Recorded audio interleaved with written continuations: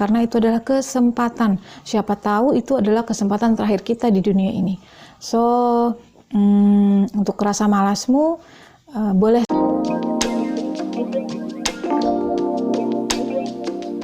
Assalamualaikum warahmatullahi wabarakatuh. Halo semua, jumpa lagi dengan aku Pipit Angelia. Di video kali ini aku mau share tentang teman-teman, tips ya untuk mengatasi rasa malas, jenuh, bosan, capek dan teman-temannya dalam melaksanakan riyadhah ya. Nah, sebenarnya kalau kita melakukan riyadhah ini kan yang namanya rasa malas, bosan, jenuh itu harus ditepis ya, nggak boleh ada. Tapi namanya kita manusia, lagi-lagi ya, punya keterbatasan, kelemahan ya, nggak ada daya dan upayanya ini gitu, sehingga kadang-kadang muncullah ini rasa malas dan akhirnya kita nggak konsisten. Nah, selengkapnya untuk mengatasi ini ya, permasalahan ini, tonton terus videonya ya. Nah, kadang gitu ya, di tengah perjalanan gitu, kadang-kadang kita tuh sudah di awal-awal tuh menggebu-gebu semangatnya ya, kayak harus bisa nih gitu ya, menaklukkan segala macam rintangannya dalam melakukan riyadhah gitu. Terutama yang sudah pada tahapan jumlah bacanya tuh banyak atau rakaatnya tuh banyak gitu ya. Nah,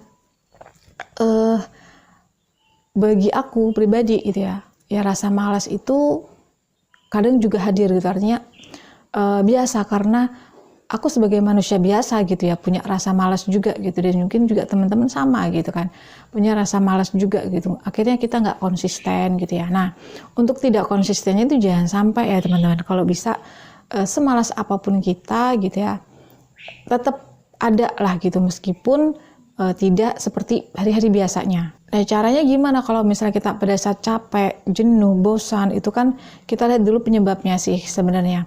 Penyebabnya itu kadang karena tidak juga ada hasilnya ya, atau keajaibannya belum kelihatan gitu ya. Terus capek gitu, kita ada rasa capek secara fisik ya, karena kan duduk agak lama gitu kan. Ya macam-macam lah keluhan fisik yang capek tadi ya. Belum lagi ya mungkin punya sakit apa gitu ya. Nah, sehingga muncullah malas, akhirnya nggak konsisten.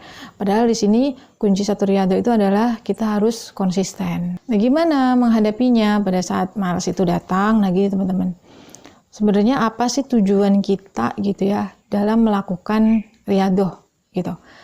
Kebanyakan kita itu kan ngejar hasil gitu. Ngejar, misalnya kita pengen penghasilan sekian, pengen rumah, pengen mobil, pengen apa segala macam itu ya.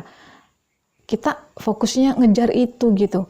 Padahal supaya kita bisa melahirkan konsisten itu, kita harus yang dikejar itu bukan itu ya, bukan hasilnya gitu, tapi lebih kepada bagaimana kita ini bisa menghadirkan rasa senang gitu, rasa tenang, damai dari riyadhah yang kita jalani. Nah, kalau kita udah bisa menghadirkan ketenangan itu gitu ya dalam sehari-hari kita, insya Allah ya kita malas ada, cuma nggak lama-lama gitu loh. Kita kalau aku nggak riyadhah nanti aku bisa pusing ini dalam artian kita bisa bingung, khawatir, galau gitu. Jadi kalau yang namanya hasilnya itu menurut aku ngikutin. Jadi hasil dari riyadhah yang kita inginkan, misalnya kita pengen sesuatu barang A gitu ya. Nah, A ini akan ngikutin selaras dengan pikiran dan perasaan kita gitu. Kalau kita bisa ngedapetin itu ya, ketenangannya itu ya, hasil itu akan ngikutin. Dan sekarang pada saat kita riyadhah nih, berarti kita harus alih fokusnya itu bukan kepada hasilnya, tapi kepada inner work kita gitu. Dalam hal diri kita ini sudah bisa nggak sih berubah gitu. Ada nggak sih perubahan dari pola pikir kita, dari diri kita, dari inner work kita. Menurut aku itu dulu tujuannya gitu, kita memperbaiki diri kita, membersihkan pikiran dan perasaan kita dari hal-hal yang nggak perlu kita pikirkan, yang nggak perlu kita rasain ya, salah satunya dengan riyadhah. Nah, kemudian sudah baik nih gitu ya, tapi kok belum kelihatan ya, kembali lagi gitu, ini proses gitu kan, proses kita berbeda dengan orang lain. Jadi dalam berprosesnya kita nggak boleh atau nggak bisa ngelihat proses orang lain teman-teman, itu yang buat kadang kita malas.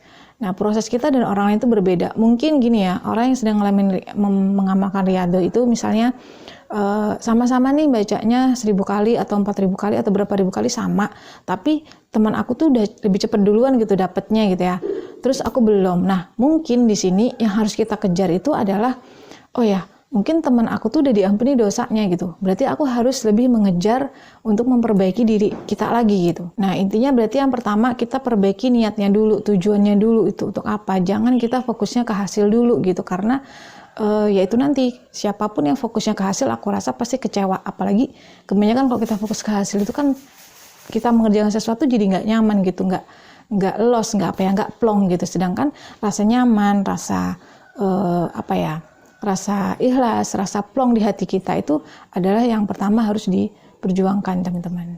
Nah, kemudian sebenarnya rasa malas ini jangan dilawan gitu. Kadang ada kalanya ya udah gitu. Malas aja, misal hari ini malas, ya udah malas aja gitu, maunya rebahan aja misalnya, udah rebahan aja gitu. Nah, nanti ada pada satu titik ya teman-teman, kita tuh justru bosan dengan rebahan, bosan dengan rasa malas gitu.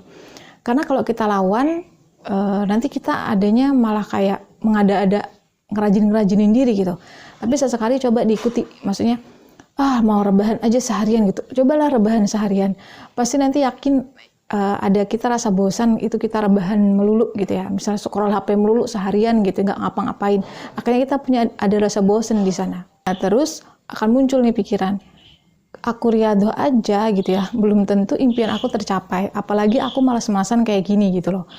Jadi ada masanya dimana kita tuh justru kayak ya bosan, akhirnya bermalas-malasan gitu. Itu makanya penting banget namanya memupuk impian dan harapan ya.